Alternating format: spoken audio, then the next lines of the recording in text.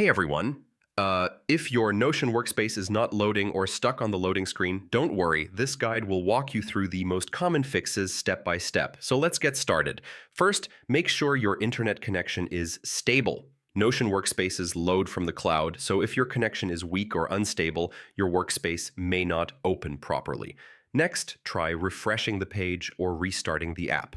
Sometimes a simple reload fixes temporary glitches and allows your workspace to load correctly. Now try opening your workspace on another device or browser. This helps you check if the issue is specific to your current device or browser. After that, clear your browser or app cache. Corrupted cache files can block workspaces from loading, so clearing them often resolves the problem. Also make sure you have the correct permissions to access the workspace. If it's shared, you need proper access, otherwise it won't open. Finally, check if Notion servers are down. Sometimes the issue isn't on your side, and if there's a temporary outage, your workspace may not load until it's resolved. And yeah, that's it. That's how you fix Notion workspace not loading and get everything working smoothly again.